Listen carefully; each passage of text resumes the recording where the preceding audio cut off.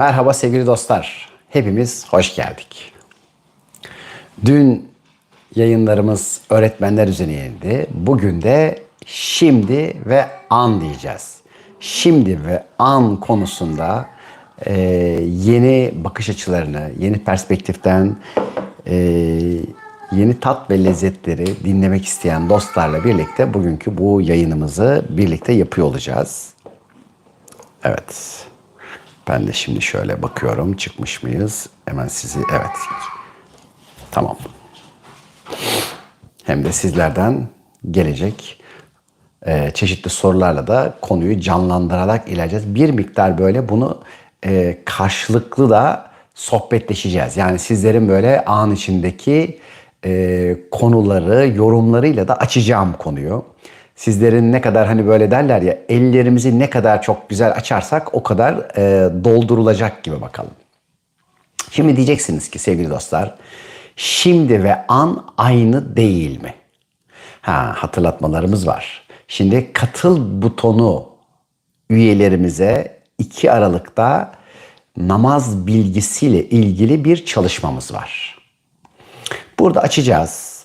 Tarih boyunca namaz, çeşitli ibadetlerin, ritüellerin nasıl gerçekleştiği, bunun hem çeşitli inanç sistemleri üzerinde hem de çakra, enerji merkezleri, sistemleri, yani büyük bir ihtimalle hani şu ana kadar duymadığınız birçok kendi anlayış, inancın ya da mistisizmin içerisinde olan dostlarımızın da hem işin o geleneksel tıbbi sistemlerini, enerji çakra sistemlerini, hormon sistemlerini, bunların bağ ve bağlantılarını, bağlantıyı arttırmak için neler yapılabiliyor ve orada hani neler, ne için var? Bunları anlatıyor, aktarıyor olacağız. Dostlarımız, arkadaşlarımız çok istemişti. Tabii dedik ki birazcık bunu böyle bir az da olsa hani böyle bir seçici bir grupla gerçekten isteyen dostlarla yapalım dedik ve 2 Aralık'ta büyük bir ihtimalle bu çalışmayı sizlerle yapıyor olacağız. Bir de kampımız var 18-19 Ocak tarihlerinde. Hani birçok şehirlerde evet yaptık. Dünyanın dört bir tarafında kamplar yaptık. İstanbul dedi ki neden İstanbul'da kamp yapmıyorsunuz? Evet, burada bir sürü online olsun, çeşitli atölyeler, çalışmalar, tekne gezileri, kahvaltılar, yemekler yapıyoruz. Evet, bir kamp organizasyonu yapalım. Bir de herkes akşam evine gitsin, sabah erkenden gelsin. Orada bir sürü güzel atalık tohumlardan ikramlar olsun. Güzel dünyanın çeşitli bölgelerinin yöresel dansları, müzikleri, şarkıcıları, sesleri olsun. Orada birlikte coşalım. Tabii bizi böyle ilk defa hani tanıyan bazı kişiler şöyle diyor. Ya ne demek işte maneviyat, ruhsallık hani böyle içe dönüş değil mi? Miskin miskin böyle hani dağlara, taşlara vurmak değil mi? Ki bugün de belki biraz bahsedeceğiz onlardan. Değil. Sevgili dostlar, bilin ki onlar kaçanlar. Yani nefsini doğru kullanamayanlar, güvenemeyenler dağlara kaçıp oralarda ancak dizginleyeceğini düşünürler. İş ne dedik? Şehir evliyaları olmak. Sizler onun için birçoğunuz belki şehirlerde, büyük kentlerde bir kısmınız yaşıyorsunuz, bir kısmınız sosyal ortamlarındasınız. Evet, iş buralarda o bilgileri uygulayabilmek. Yoksa dağın başında zaten hani nefsinin herhangi bir kayacağı alan bulunmayan alanlarda değil. Bütün her türlü imkanlar verilmişken şimdi dizginlerini tutabiliyor musun? Ve bu sebeple bizler kamplarımızda evet çok yoğun ve derin dalışlar yapabildiğimiz için o kadar da neşeyle, oyunlarla, danslarla, şarkılarla da bazen bunları süsleyebiliyoruz. Hatta benim şimdi sosyal medya sistemlerine bakan arkadaşlarım bazen şey diyorlar. Hocam ne olur bunları paylaşmayalım. Hani siz böyle bazen hani eğleniyorsunuz, kahkahalar atıyorsunuz. Hani çok mutlu görünmek birçok kişinin hoşuna gitmiyor. İşte böyle biraz hani boynunuzu eğeceksiniz. Hani böyle hani şey açısından. Hiç öyle eğlendiğinizi, mutlu olduğunuzu, gelen kişilerin kamplarda, eğlence yerlerinde böyle hoplayıp zıplayıp hani dans ettiklerini göstermek iyi olmuyor. Hatta çıkanlar dahi oluyor. Bırakın diyorum, onların aradıkları başka. Onlar içeride kendilerini tutup yönetemedikleri için bastırılmaya ihtiyaç duyanlar. Öyleyse hayatın içerisinde yerinde olmak, edebini bilmek kaydıyla mutlu olacağız, eğleneceğiz, güleceğiz, sohbetler yapacağız, espriler yapacağız. Hayatın tat ve lezzetlerini güzel bir şekilde alıp cennete çevireceğiz. Ve 18-19 Ocak'ta da Mustafa Kemal Kültür Merkezi'nde Akatlar'da harika bir kampın içerisinde buluşacağız sevgili dostlarımızla. Tabii ki koltuklar sınırlı. İnşallah vaktiyle dileyenler, niyet edenler, Türkiye'nin, dünyanın dört bir tarafından tabii ki gelecek dostlarımız var. Onlarla da buluşacağız, dostlarımızla. Şimdi ve an. Birçok dilde bu iki kelime bir kelime. Yani şimdi dediğiniz zaman, şimdi zaten an denilen şey de şimdi anlamına geliyor. Yani bu ikisinin arasında bir derinlik farkı çok az dilde mevcut. Oysa ki bugünkü bu sohbetimizde ne kadar arada büyük farklar olduğunu göreceğiz. İçinde ne kadar derinlikler ve aslında tat ve lezzet farkları olduklarını göreceğiz. Birisinin ne kadar yüzeysel ama ne kadar önemli, ama birisinin onun kat be kat çok daha içlerinde, derinlerinde farklı başka anlamlar da taşıdığının inşallah keşfinde olacağız. Biliyorsunuz, zaman denilen şey biz dünyada lineer zaman içinde yaşayanlar için geçmiş, şimdi ve gelecekten oluşuyor. Özellikle hani sıradan klasik fizik açısından baktığımızda da geçmişte ekilen bir şey şimdiyi, şimdi ekilen bir şey de geleceği oluşturur. Ve sebep ve sonuç ilişkisi vardır. Hatta sebep sonuç yasaları vardır. Evet, bu doğru mu? Doğrudur. Ama aynı zamanda yanlıştır. Yani bunu hatta bazen şöyle basit bir örnekle anlatıyorum.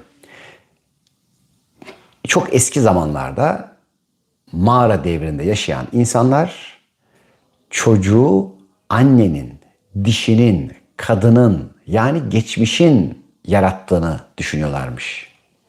Geçmiş birdenbire karnı şişmeye başlıyor. Büyüyor, büyüyor, büyüyor ve doğuruyor. Yani geçmiş şimdiyi doğuruyor. Ve o doğan geçmiş, geçmişten doğan şeyin adı şimdi, yani çocuk. Ve babanın da bu işte hiçbir dahli olmadığı düşünüyormuş. Fakat zaman içine bir bakmışlar ki, biliyorsunuz eril, baba aynı zamanda gelecek.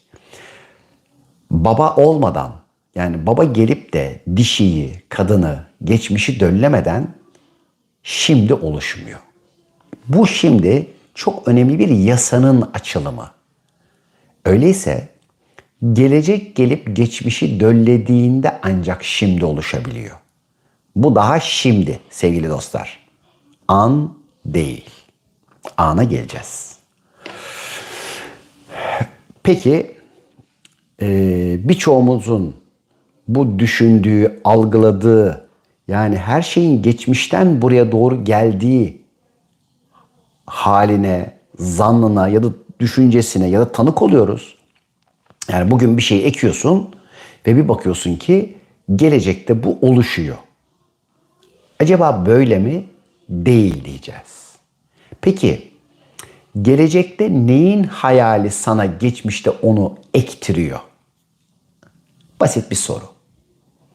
Yani senin bir ürün almayla ilgili gelecekte bir hayalin var, imajinasyonun var ve o hayal, o tat, O lezzet sana geçmiş dediğin zamanda bir şeyi ektiriyor ve şimdi dediğin zamanda da onu buluşturuyor. Ya da şimdi bir yemek yapacaksın evdeki malzemelerle. Şöyle tam orada olan, kendinde olan bir kişi önce yemeğin tadını hisseder. Daha hiç yemeye başlamadan evdeki şöyle malzemelere bir bakar ve o malzemelerden şöyle ağzına bir damak tadı gelir. Hatta pazar alışverişinde daha bunu yapar. Pazar alışverişinin içerisinde işte diyelim ki gördü orada çok güzel bir pırasa var. Orada çok güzel işte diyelim ki bir havuç var. Soğan var, bilmem ne var. Hemen böyle bir damağı sulanır. Akşama der güzel bir pırasa yemeği yapayım. Ya da lahanayı görür güzel bir lahana sarması yapayım. Şöyle şöyle şöyle şunlarla yapayım. Hemen böyle ağzının suları aktı ve gider. Geçmişte o malzemeleri toplar. Şimdi geçmiş mi oluşturdu şimdiyi, o yemeğin tadını, yoksa geçmişin içerisinde sen geleceğe gittin ve gelecekte o tat ve lezzet mi seni çağırdı? Şimdi bu tabii ki duygularda ilk başta birçoğumuzun inanç kalıplarından dolayı zorlandığımız bir alan. Ya şimdi arkadaşlar yani ne demek yani şimdi tabii geçmiş diye bir şey var. İşte geçmişte olan bir şey, bak çocuk anne karnında büyüdü bilmem ne yaptı ve şimdi oldu. Ve özellikle kuantum fiziği bu alana çok farklı bakıyor. Hatta hani son aylarda çok değişik bir sürü buluşlar yapılıyor. Mesela bizim şimdi evrenin bir yaşı vardı. İşte yok dediler 14 milyar yıl. Yok işte biraz daha fazla olabilir. 13,9 değil de belki bu 20-25 olabilir. Şimdi evrenin içerisinde, daha doğrusu bizim evrenimizin içerisinde öyle galaksiler tespit edildi ki bizim evrenimizden yaşlı. Şimdi bunlar mevcut. Nasıl olacak şimdi? Hani çocuğu annesinden yaşlı olabilir mi? Şimdi bu da fiziksel bir şey. Öyleyse burada şimdi başka kavramlar var ki buna benzer bir sürü şu anda astrofizikçiler, kuantum fizikçiler çalışıyor. Ya evrenimiz daha önce olmuş olmalı, ya bu daha önce olduysa kuantum olarak başka bir şey olmalı. Yani ama tam bir cevabı var mı? Yok. Ama var. İşte bu algılarımızı geliştirdiğimizde aslında bizim zihnimizde o sıra matematiği, yani bir şeyin geçmiş, şimdi ve gelecek dizgisi bir küreye dönüşmeye başlıyor.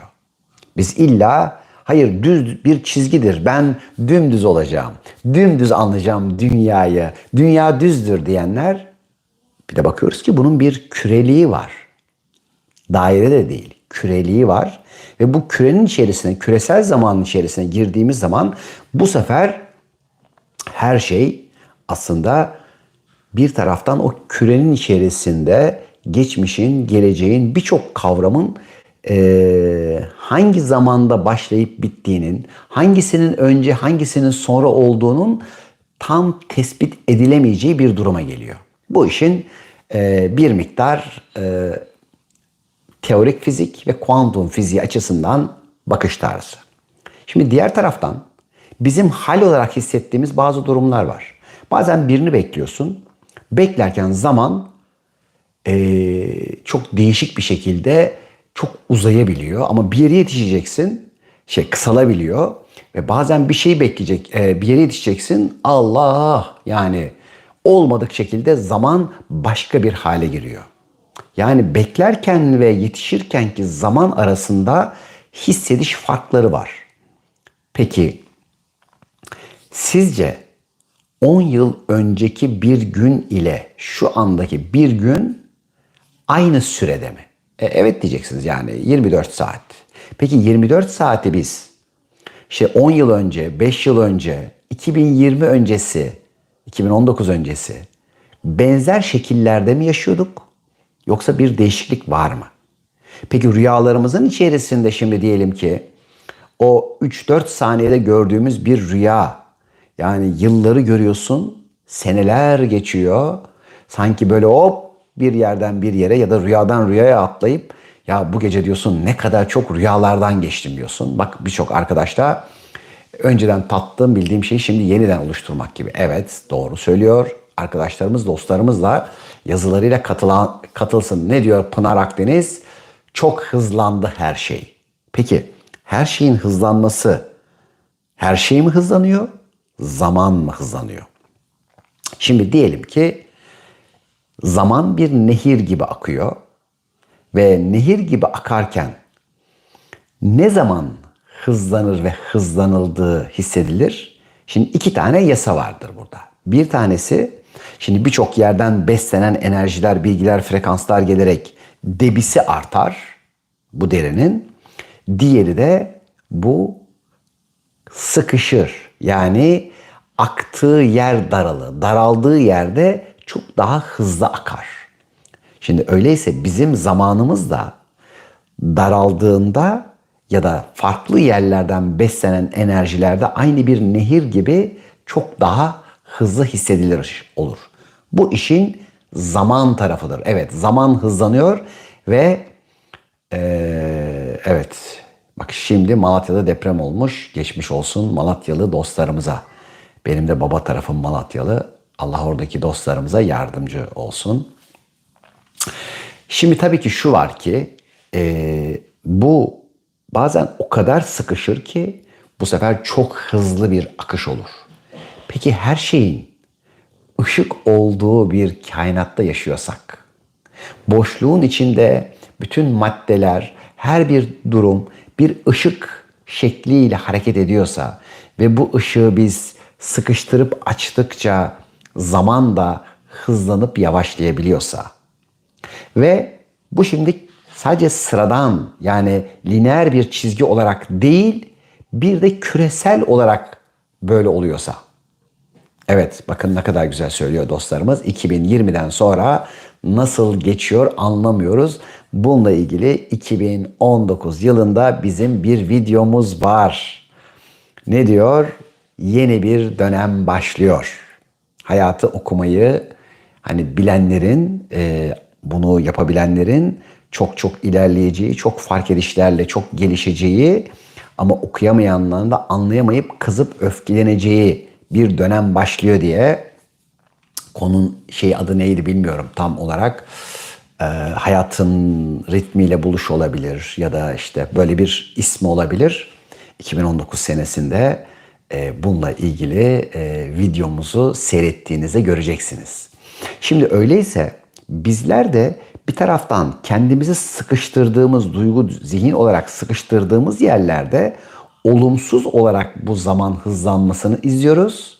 Ama bir şekilde biz yavaşlayıp zaman içerisinde daha böyle hafifleyerek hareket ettiğimizde ise bunu olumlu bir şekilde gözlemleyip şahitliğe geçiyoruz.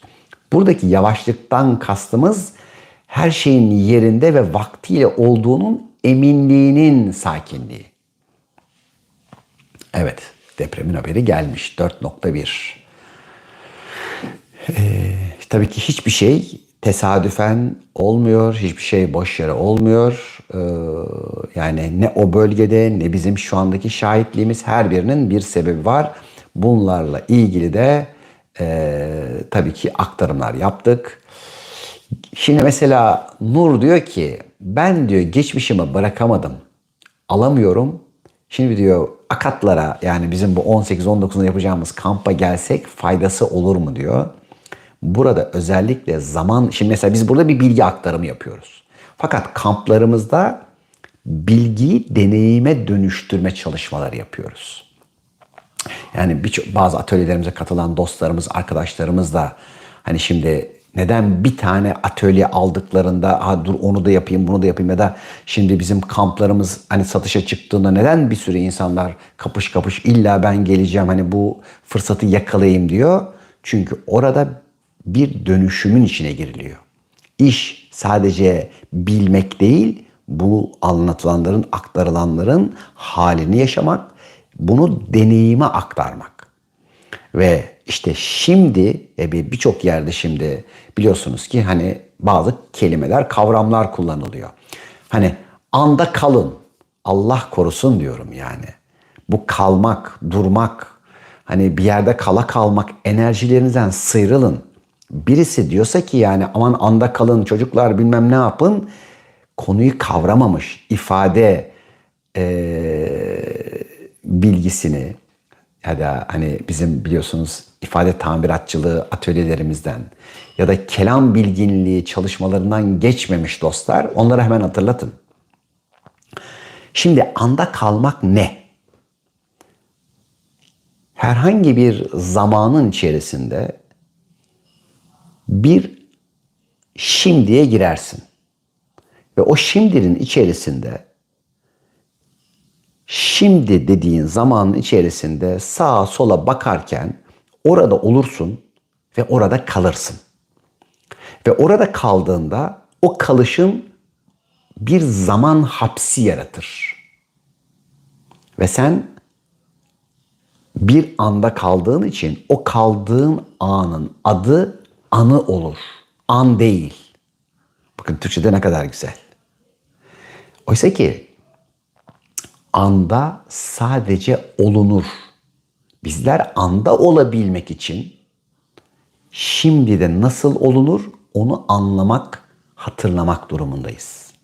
İşte biz eğer, şimdi biraz önceki arkadaşımızın da Nur'un da söylediği gibi, geçmişte takıntılarımız varsa ama neden var?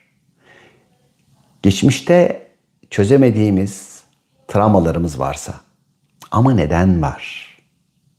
Geçmişe sürekli bakıyor ve geçmişten gözümüzü alamıyorsak, sürekli zihnimiz geçmişi döndürüp çevirip kendimize aynı yemeği koyuyorsa, tekrar döngüleri içindeysek, fakat neden böyle bir duruma kendimizi alıyoruz? Neden bunu çağırıyoruz? Bunların her birinin tabii ki matematiksel okumalarını yapacağız. Ve şunu görürüz ki aslında enteresan bir şekilde şuur altımız geçmişten buraya gelmek istemiyordur. Çünkü kapatmadığın bir kapıda nasıl olur da şimdiye gelirsin? Ya da geçmişin içinde işte bir anda kaldıysan, bakın bu anda kalanlar, yani bir anın içine sıkışıp kaldıysan orada o hali sürekli yaşarsın. Oysa ki bir akış vardır ve sen o akışın içerisinde akabilmen için geçmişten özgürleşmeye ihtiyaç duyarsın. Geçmişten özgürleşemeyenler bazen geleceğe bir beklentiyle bakar ve bu sefer gelecekte yaşamaya başlar.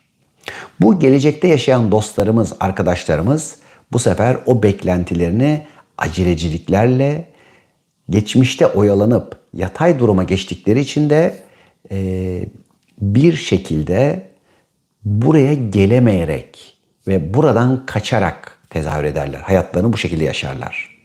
İşte bu geçmişte yaşayanlarımızın bazı kelimeleri ve ifadeleri vardır. Bunların içinde bir tanesi aynen, bir tanesi keşke.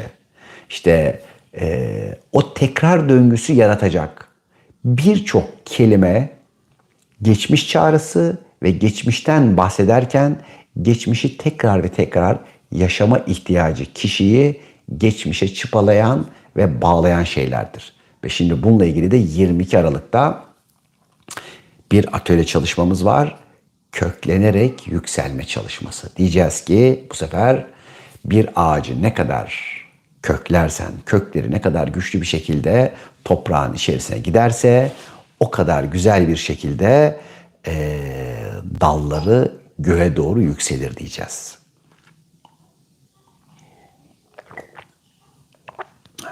Şimdi burada hangi evet anda kaldık? Aslında o anda kaldığın andaki adı onun anı. Bir anıya sıkıştın kaldın. Ve bugün birçok kişi anılar denizinde yüzmeyi çok sever. Geçmişteki bir ilişkinin, geçmişteki bir halin, belki yaşadığı bir durumun ya da o anda bir şey kazanmıştır. Mutlu bir dakikası vardır. Oraya gidip oradan beslenmek ister. Ve hayallerinde, olaylarında geçmişe özlemleriyle yaşar. Bu dediğim hiç de azımsanmayacak bir orandır. Ve geçmişe baktıkça geçmiş sizi bir anda baktığınız yere ve tarafa doğru çeker. Ve siz buradan gidersiniz. Şimdiden gidersiniz. Daha ana gelmedik. Vakit var. Vaktiyle. Onu anlatmaya gelmedik. Tabii şu anda bunu dinlerken anın içine dinleyen bir sürü dostlarımız var tabii ki. Anlatan da, aktaran da anın içinde akışta olsun. Diğer taraftan işte o geçmişe baktığın anda geçmiş seni bir kancayla yakalar ve geçmişte yaşadığın hal ya da geçmişte yaşıyormuş hissi senin buradaki zamanına yansıtılır. Sen dersin ki bak ben şimdideyim. İşte bak gittim ne kadar güzel bir yemek yiyorum. Yemeğin tadını alıyorum. Bak ben şimdideyim. Ya da işte gittin bir alışveriş yaptın markette. Bak ne kadar farkındalığımla tam da ihtiyacım olanları tıkır tıkır tıkır alıyorum. Oysa ki geçmişin kapısı açıktır. Ve sen geçmişten beslenme yolunda kendine bir tuzak kurduğun için buraya gelemezsin. Olur mu canım buradayım bak kendimi hissediyorum bak çimdikliyorum kendimi hissediyorum olayların içinde buradayım. Birçok konuda kendimi buradayım diye söyleyebilirsin. Oysa ki burada birçok kişi kendini kandırır. Şimdi bak aşk acısı çekmek diyor. İşte o aşk acıları çekmeye niye ihtiyaç duyduk? Neden dolayı bunları çağırdık? Bunlar köklenme çalışmasının konusu olacak. Çok önemli. Şimdi öyleyse birçoklarınızın yaşadığı aşk acıları, beden acıları, kayıp acıları bunların temelinde acıyla beslenmek vardır. Bakın. Yani acıdan beslenme, dertten, şikayetten beslenme ihtiyaçları şimdi besleneceğin şey nerede? Geçmişte. Geçmişten besleneceğiz o zaman. Geçmişte yaptıklarını anlatanlar. Benim şimdi bir tane akrabam var. Hani böyle yolda falan bile karşılaştığımızda direktman şöyle başlar. Ünal'cığım biliyor musun? Bu gördüğün Bağdat Caddesi eskiden dutluktu. Ben işte şuraları bana teklif ettiler. Falanca bankanın binasının yeri şöyleydi. Bilmem ne buradaydı. İşte o gün fırsatları kaçırdık. Bak alsaydık var ya şöyle olurdu. Bu fırsatlar kaçtı diye üzülür durur. Ki yani ekonomik durumu da iyi olmasına rağmen o kaçırdığı zamanlara, hallere yanan, tutuşan ve o kayıp enerjisiyle de başka alanlara kaybetmek zorunda bırakır kendisini. Bakın. Neden? Çünkü frekansı düştü, kayba odaklandı, verdiklerine ve bu sefer zaman ondan. Şimdi ondan bu sefer kazançlarını almak üzere plan program yapar. İşte biz ne zaman ki şimdiye yani geçmiş ve gelecekten özgürleşip şimdiki zamanın içerisinde bir özgürlük haliyle buraya gelmeye başladıkça buradalığımız artar. Ve kendimizi buranın konularıyla bir taraftan geçmişi ve geleceği besleyen bir hale getiririz. Ve bu şimdiye geliş çok önemlidir. Çünkü an kapısına buradan girilir. Şimdiye gelmeden an kapısına giremiyorsun. Hani bu han kapısı gibi değil. Çünkü kapı içeriden içeriye açılır ve bu bir taraftan o sonsuza doğru açılan ve geçmişi de geleceği de bu sefer ikisini de bir araya alan ve o dediğimiz küresel bir an içerisine alır. Şimdi de geçmiş ve gelecek vardır ve farklı yerlerdedir. Anın içindeyse anın içinde geçmiş ve gelecek hepsi bir yerdedir. Yani çocuğu düşünelim. Çocuk bizim için andır. An için yani çocuk için annesi ve babası kendi içindedir artık. Yani o annesinden aldıklarını, geçmişten aldıklarını, gelecekten aldıklarını buraya kendine almış, kendinde güzel bir şekilde bütün genleriyle hani öğrendikleriyle vesaireyle almış fakat kendisi başka bir şey olmuştur. Şimdi de ise anneden babadan aldıklarını bilse de o annesinin babasının çocuğu olarak o genlerle vardır. Bağımsız değildir. Anın içindeyse, şimdi bunları tabii bilgi olarak anlatıyorum. Hal olarak burada yaşayan kamplarımız olsun, atölyelerimiz olsun, bir sürü dostlarımız, arkadaşlarımız var. Onlar tabii çok daha derine anında giriyorlar. Anın içindeyse biz geçmişi ve geleceği, yani annemizi ve babamızı bir araya getirenizdir. Ve bu çok doğal bir şekilde fark edilmiş ve zaten içsel bir kabuldedir. Peki öyleyse an için ya da çocuk için geçmiş ve gelecek ne demektir? Şimdi eğer şimdi de ise yine bir geçmiş, bir anne, bir baba vardır. Ve onların yaptıkları davranışlar, hareketler bu çocuğu etkiler ve yönlendirir. Diyelim ki 20 yaşına gelmiş bir kız ya da bir erkek çocuğu. Şimdi diğer türlü o kendinden yansıdığını, anneyi ve babayı var edenin kendinden yansıyıp aynada seyrettiği olduğunu gördüğü anda aynı olanı, yani kendi içinden yansıttığının aynısını görebildiği an geçmiş ve geleceği, anne ve babayı ya da işte yeri ve göğü, Rahman ve Rahim'i, ikisini de aynı anda birler. İslam'da bunun adı Bismillahirrahmanirrahim'dir. Bu Uzak Doğu'da Muşi'dir, Yin ve Yang'dır. Bakın, bu işte diyelim ki Hristiyanlıkta oğlun anne ve babayı, hani Ruhul Kudüs'ü de hani bir şekilde kutsal anayı da, kutsal babayı da, bunlar hepsi bir semboldür. Bunların hepsinin birleşimidir.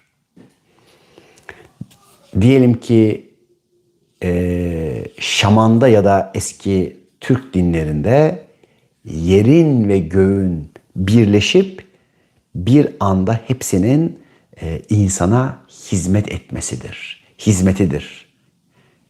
Ve bu ikisi arasında buluşmadır. Onun için bu 3 sayısı, yani geçmiş, gelecek ve şimdi, baba, anne ve ruh, sen, çocuk, bunların her bir tanesinin aslında birliği vardır ve bu birliği bir şekilde görebildiğin, buluşturabildiğin şimdinin adı andır. Bakın.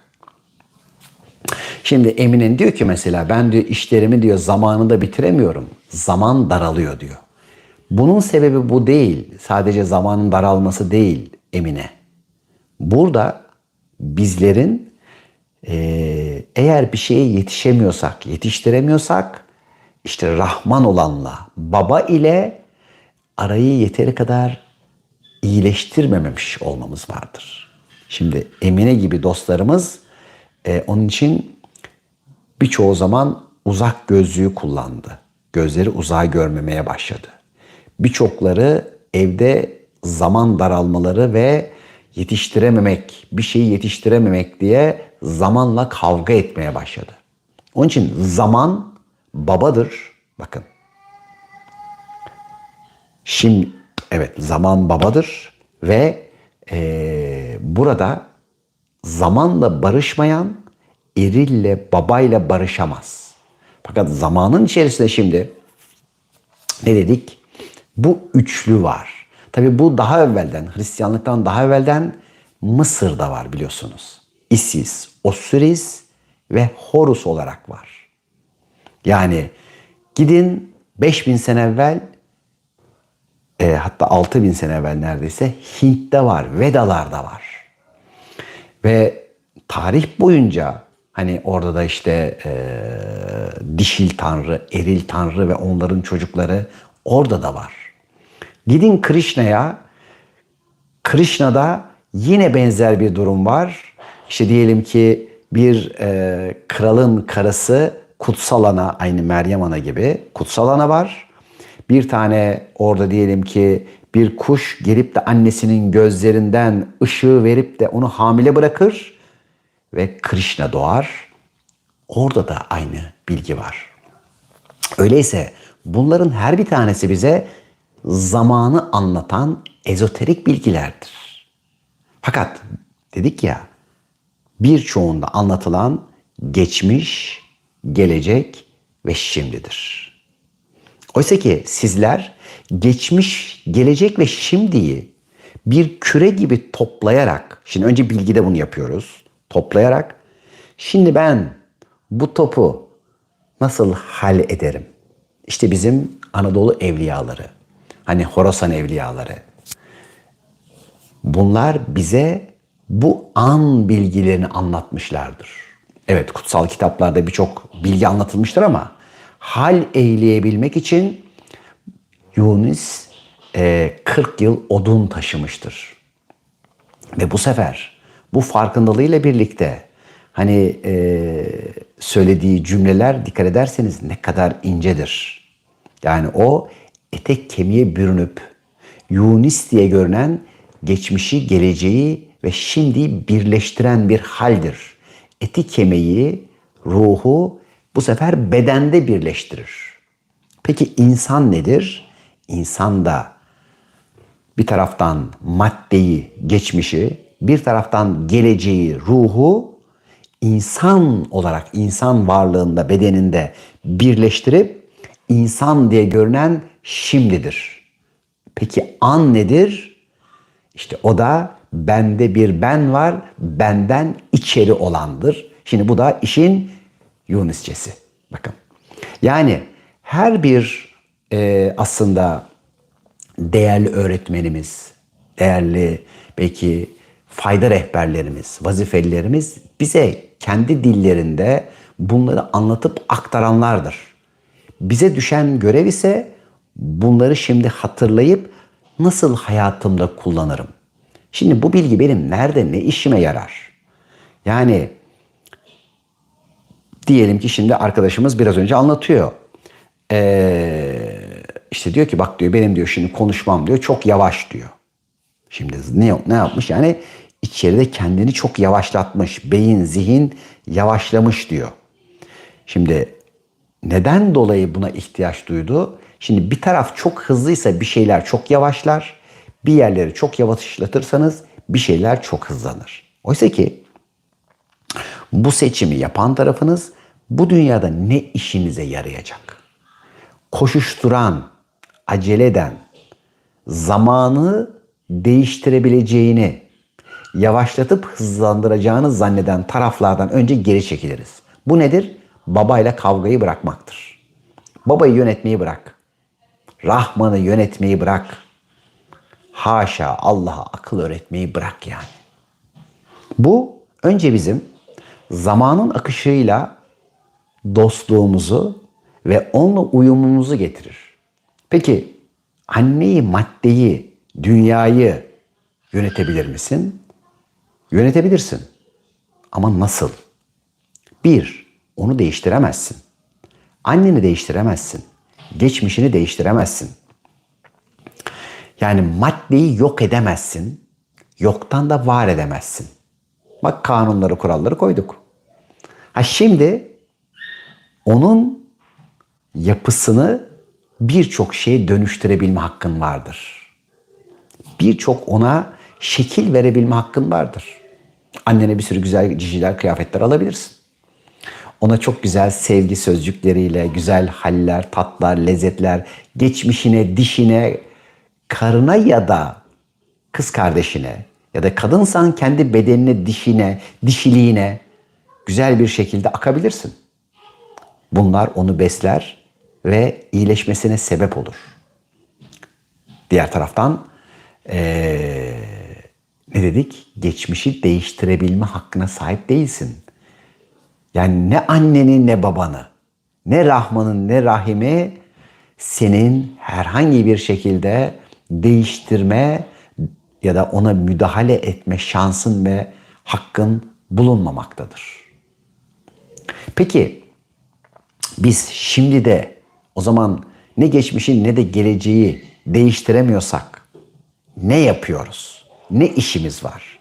Şimdi de bunların hiçbir tanesine dokunamıyorsun. Fakat an içerisinde durum değişiveriyor. An kapısından girenler. Şimdi tabii bunun bilgisini anlatıyorum. Diğer taraftan bu anlattıklarım vaktiyle hal olarak ısmarlayın. İnşallah bir çalışmamızda bir farkındalık, bir idrak hali içerisindeyken bunun hazmını yapabilen olalım. Ve kısmetse de bunu 18-19 Ocak'ta inşallah meditatif olarak da daha derinlerimizi de içsel olarak hissetme çalışması yapma niyetindeyiz. Şimdi bir taraftan geçmiş ve geleceği şimdi değiştiremiyor. Fakat an geçmişi ve geleceği oluşturabiliyor. Şimdi bu ne demek? Yani ana böyle bir yetki nasıl verilir? Bu kadar büyük bir güç, bu kadar hani böyle neredeyse sonsuz bir hak nasıl verilir? Çünkü anın içerisinde çok özel bir sır, bir şifre gizlidir. Bunlardan bir tanesi yarat an demek, an demektir. Bakın şimdi demek değil. Yarat an demek, an demektir. Yani biz an içerisinde geçmişi ve geleceği şekillendiririz. Peki şimdi şunu soracak dostlarımız. Biz şimdi bakıyoruz ki bir geçmiş var ve bu geçmişi var ettik ve şu anda da bir geleceği var ediyoruz. Peki şimdi küçük bir düşünce oyunu yapalım orada. Hani zihin deneyi yapalım. Ya bütün bu geçmiş senin beynine yüklenmişse, ya bu geçmiş olmamışsa, senin inandığın ve inancınla şu anda var gibi zannediyorsan, kuantuma göre böyle. Bakın. Diğer taraftan gelecekte şu andaki ifadelerin ya da bir senden çıkan enerji ve frekansınla oluşuyorsa, yani anne ve babayı çocuk bir araya getiriyorsa, o çocuğun doğabilmesi için annenin hormonları hazırlanıyorsa, ki mesela süt veren anneler bilir, yani o çocuk o sütü çağırır getirir. Hatta belki o cinsel ilişkiyi dahi çocuğun frekansları oluşturur. Ortamı hazırlar. Anne babaya da görev düşer. Çocuğun talebini, isteğini, yani anda yaratılanın fiziksel olarak oluşturulması geçmişin ve geleceğin ya da zamanın işidir. Bir taraftan mekan yatay bir enerjidir ve dişidir. Bir taraftan zaman dikey bir enerjidir. Yatay ve dikey enerjilerin çakıştığı yerin adı şimdidir. Ama bütün bu çizgilerin gittiği, gideceği, geldiği yerlerin hepsinin aynı andaki toplamının adı andır. Onun için an eşittir yarat andır. Evet, şimdi tabii sizlerden gelecek sorulara göre açacağım ya da açmayacağım. Mesela bir arkadaş, abimle ilgili finansal problemleri nasıl okurum demiş mesela bir arkadaşımız. Burada özellikle bizim bir çalışmamız var. Para ile aranı iyileştir diye. Şimdi Ayşe diyor ki, odaklanamamayı nasıl okuruz diyor. Bakın, odaklanamayanlar, konsantrasyon bozukluğu yaşayanlar zamanla ilgili barışacaklar. Yani baba ile. Şimdi diğer taraftan baktığım gibi görmek ol anı. Evet, sadece orada şu da var. Şimdi bakabilmek, görebilmek ve baktığının hem içinde hem dışında hem göreni hem de gördüreni seyreden de bir halle bakabilmek sevgili Fatma. Bu tabii söylediklerimin bir kısmı hani dediğim gibi bir halle yaşanacak. Hani bazı şeyleri anlayabilmek için bir hal yaşamaya ihtiyacımız var. Ama ne dedik? Biz bazı şeyleri kavrama olarak anlatacağız. Çünkü zihnimizin de önce bir hazırlığa ihtiyacı var. Fakat bir kısmı emin olun bazen rüyalarda akar gelir. Burada şu anda açıyoruz ya bu enerjileri.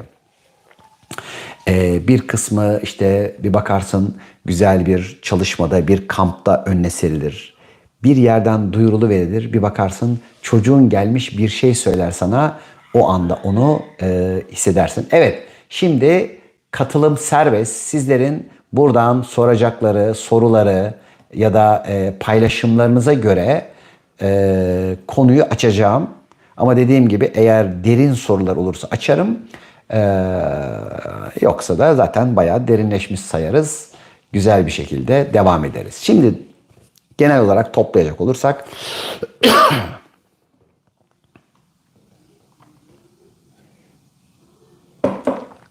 öncelikle zamanla barışabilmemiz çok önemli. Zamanla barışabilen yani babayla, ruh ile, mana ile barışmıştır. Benim bu herhalde bilgisayara gelmiyor. Telefonumda evet. İnatçılık neden olur demiş.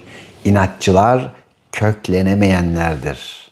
Hayır diyemeyenler başka yerlerde aşırıya giderler. Bu neden açılmıyor bakıyorum. Ben telefondan görüyorum da hocam gerçek sevgi nedir? Ah bu. Bunu şimdi bizim kamplardaki arkadaşlar anlatsınlar. Çünkü onu yaşayınca tabii sarhoş geziyorlar. Günlerce, haftalarca yani şöyle diyelim. Şimdi geçmişte ve şimdi bu neden dolayı çalışmıyor bir bakabilir misin? Evet benim burada. Evet. Şimdi sevgili dostlar. Önce en basitten ifadelerinize.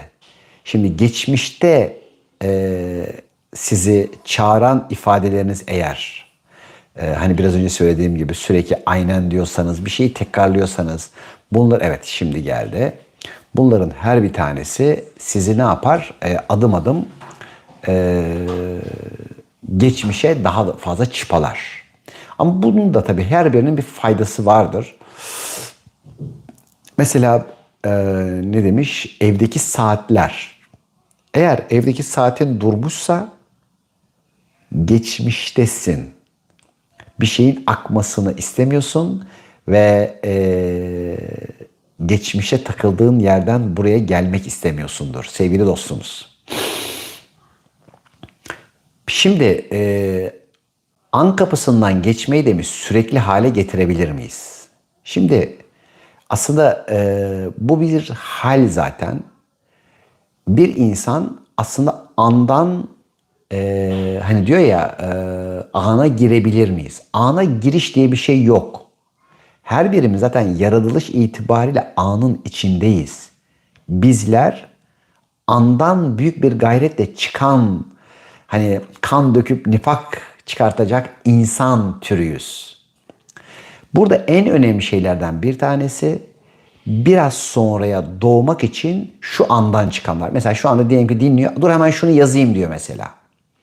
Bak detoksa durdurmuş saat arkadaşımızın ana gelmemekten yani evet şimdi çok önemli bir şey.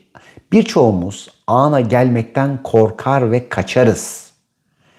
Yani evet an korkutur çünkü orada verilecek ve hatırlatılacak güçler çok çok yoğundur, derindir. Hani biliyoruz ki yıllardan beri hani böyle şimdinin bilgisi bunlar çok önemli. Şimdinin bilgisi de, farkı da, gücü de bunları anlamak çok önemli. Ama sizler Anadolu toprakların, Mevlana'ların, Yunusların, Hacı Bektaşların torunlarısınız. Burada bir sürü ermişlerin, senlerin, Bir sürü buradaki yaşamış yüksek seviyeli tekamül ve ruhların soyları, torunları olarak sizler kullandığınız kelimelerin içerisinde günde kaç defa an diyorsunuz biliyor musunuz?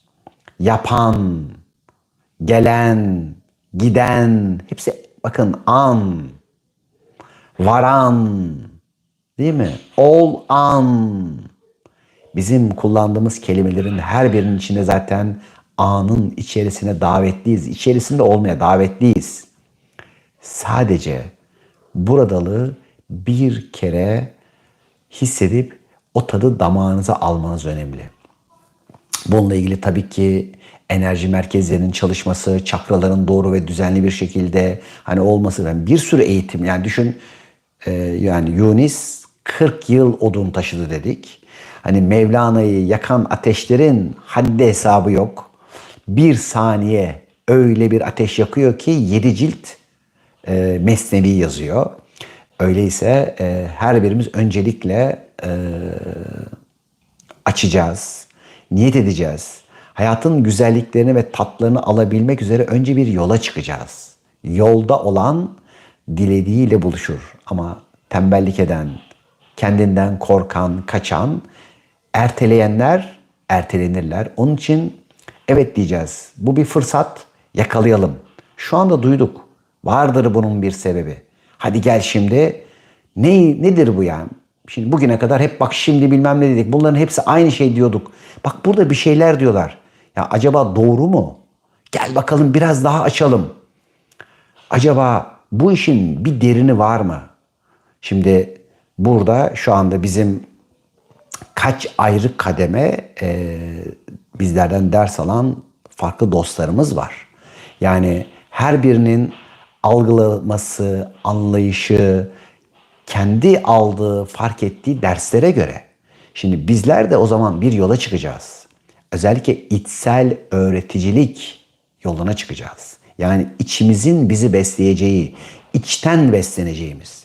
Çünkü şimdi çok önemli dedik. Geçmiş ve gelecekten özgürleşerek şimdiye gelirsin. Ama an daha içeriye ve daha derine doğru açılan bir kapıdır. Şimdi batıya bunu anlatmak emek ister, vaktiyle. Çünkü hani bizim Anadolu topraklarıyla batının tek tanrıya geçişi arasında 1000 yıl fark var sevgili dostlar. Onun için mesela Anadolu'daki yetişmiş olan bir Hristiyan, bir Musevi de, bir Müslüman da gittiği birçok topraklarda yaşadığı hali aktarmakta, anlatmakta zorlanabilirler. Çünkü sizin buradaki derinlikleriniz farklı. Ha bunu ne güzel biz kibredelim bilmem ne diye değil. Bunun bir de sorumluluğu var çünkü. Eğer bu topraklarda bu kadar geçişin çok olduğu ve bu kadar genetik ayıklanma ve çeşitliliğin, aklının, zekanın, mana ilminin sana açacağı yolları gösterdiği bir toprakta doğduysan bunun tabii ki bir sürü avantajları ve işte hani ne diyoruz, bak bir sürü yerde depremler, doğa olayları, çok daha fazla dünyanın birçok yerine göre ekonomik konular, neler neler yaşanıyor ama aslında her şey çok iyiye gidiyor. Harika bir şekilde tekamülün tam içindeyiz. Birçok kere anlattık. Yani Türkiye özellikle bu topraklar hızlı tekamül ülkesi diye.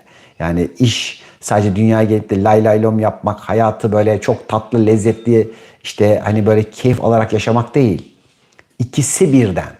Hem tad alacağız, keyif alacağız. Bunu da ötelemek değil.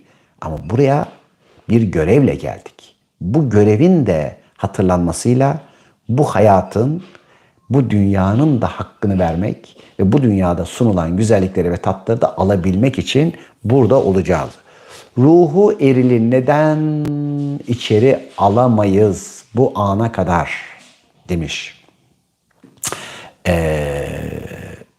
Evet, o da güzel bir soru da vardır. Onu da birazdan batıya tekamül nasıl anlatırız? Çok hoşuma gitti. Evet. Şimdi erili ve dişili alamamak, ikisi de alamamaktır. Bırakamayanlar alamaz. Ama şu soru hoşuma gitti. Oradan devam edelim. Şimdi batı neden tekamülü biraz daha azalmıyor? Şimdi bakın. Kibirlenmek ya da biz şöyleyiz, böyle bir geçmişe sahibiz diye övünmek değil, ama geçmişinizin çeşitli hal ve durumlarını, artılarını ve eksilerini de görmek durumundasınız. Çünkü hepsi burada sizin tarafınızdan an be an yaratılıyor. Şimdi düşünün ki 16 tane devlet kurmuş bu coğrafyada ve bu kadar devleti yıkmış ve batırmış. Neden? Değil mi? Yani bu kadar güçlenmiş, kardeş kavgalarıyla, kibirle, işte zaman zaman söz ve laf düellolarıyla, illa benim dediğim gibi olacak diye çıkar hesaplarıyla bu kadar devlet batırılmış. Ve bugün de şimdi işte son diyelim ki Mustafa Kemal Atatürk'ten sonraki iktidarların birçoğuna baktığınızda kimisi korkmuş, gitmiş Türkiye'nin anahtarını vermeye kalkmış.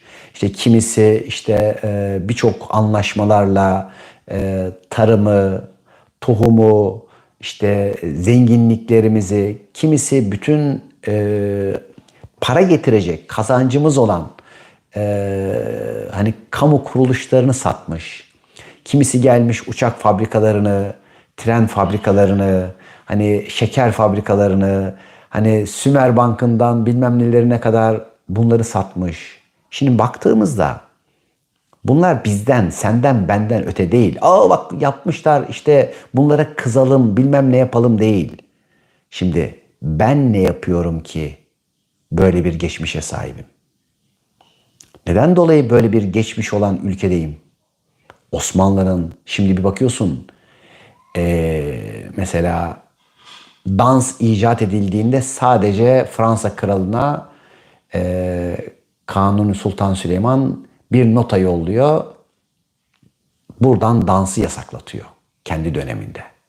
Ya da kalkıyor buradan İrlanda'ya giriyor ve İngilizlere rağmen oradaki İrlanda'ya gıda bilmem ne yapıp orada hani Osmanlı bayrağını dikiyor. Oradaki insanlar insani yardım yapıyor. Japonya'ya gidiyor. Hindistan'a gidiyor. Tayland'a gidiyor. Şimdi bunlar hani bizim tarih kitaplarımıza fazla anlatılmayan şeyler. Ve bir bakıyorsun değişik bir vicdan ve ahlak anlayışı da var. Ama gurur, kibir ve benim dediğim gibi olacak ya da çok kolay yobazlığa kaçacak, kendini kullandıracak enerjiler de var. Her birimizin soyunda bunlar var. Şimdi bunlar bizim geçmişimiz. Geçmişimizi görüp evet diyeceğiz ki bunlar var ama ben şimdi nasıl bir gelecek yaratayım? Nasıl bir geleceğin içinde olayım? Bunu her biriniz an içerisinde yapabilirsiniz ve an içerisindeki dileyecekleriniz bir bakarsınız ki vaktiyle oluverir. Bakın her birimiz. Şimdi benim bazen söylediğim tarihler, zamanlar vardı. Şimdi bazıları dediler ki ya ne kadar güzel hayatımız iyileşti. Gerçekten hani fark edişlerimiz, hayatımızdaki hani mucizelerle yaşıyoruz. Bazıları dedi ki hayır biz hiç bunları yaşamadık. Sen nereden nasıl bakıyorsan hayat sana öyle selamlaşacak ve tekamül dediğimiz şey onun için yani sadece kelime anlamıyla gelişmek, büyümek değil, bir taraftan da çünkü kapsama alanımızı genişletmek ve bu kapsama alanı genişledikçe vicdanlarımızın gelişebilmesi, vicdanlarımızın esiri olmadan vicdanlı hale gelebilmek. Ne demek yani bu?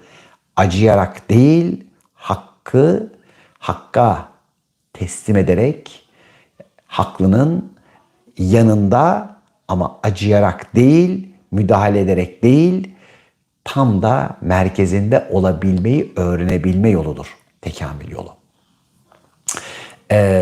Yasemin diyor ki aslında her şey yaşandı diyebilir miyiz? Şimdi tabii bu ince bir soru olmasına rağmen sorduruldu ve geçmişte de zaten sorulmuştu.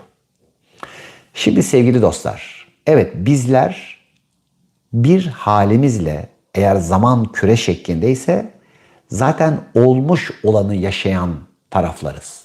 Ama buradaki ben için değil. Yani burada geçmiş, şimdi ve geleceği yaşayanla bunu söylediğiniz zaman yani ne alakası var yani? Eğer geçmiş yani her şey yaşandı bittiyse ben şu anda niye şunları yaşıyorum? Niye bunları yaşıyorum diyebilir. Ama sen en azından yukarıdan uçaktan gördüğünde evet zaman bir küre gibi geçmiş ve gelecek en azından uçağın açısı daha geniş olduğu için yerden bakan bir kişiye göre daha geniş açıları gösterir. Ama bir de küreyi, bir de galaksiyi, bir de hepsinin içerisinde olan zaman ve mekanı gören taraflar vardır. Ve biz şuurumuz hızlandıkça çünkü yavaş yavaş ışık hızına, ondan sonra ışık hızını geçen an hızına doğru gideriz ki bu zamanlarda bizler zamanı, geçmiş, şimdi ve geleceği kapsayarak bakarız. Ve o bakma halinin içerisinde bir bakarsın ki geçmiş de şimdi cereyan ediyor, gelecek de şimdi de cereyan ediyor. İkisi birbirinden önce olmadığı gibi bazen çok hızlı ileriye gidersin. O sebep sonuç yasası zannedilen şey sonuç sebep yasasına dönüşür. Yani önce gelecek oluşur, sonra geçmiş oluşur. Evet, şimdi uykudan uyanamamak. Bu çok önemli bir şey. Uyanışa niyet edin. Çünkü uykuda ölenler o tekrar döngüsüne hapis olarak kalabilirler sevgili dostlar. Nenem diyor ki, nenem Korkut.